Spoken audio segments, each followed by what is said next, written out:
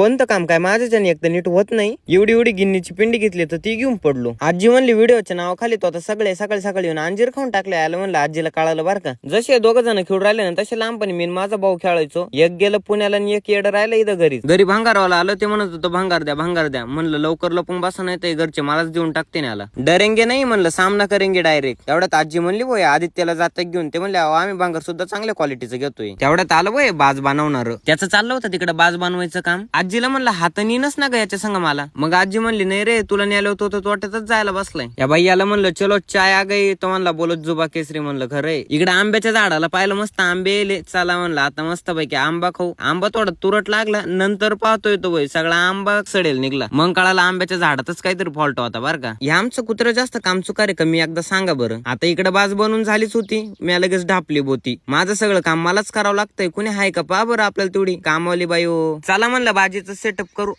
गुंडावलं म्हणलं सगळी बाज वाकडी तिकडी. बाबा म्हणले चल बरं मला गावात सोडून ये. सगळे माझ्या गाडीवर बसायला घाबरतात. बाबा कस का नाही घाबरते गाड्या. बाबांसमोर अजून उलटून नाही ना पडलो म्हणूनच. इकडं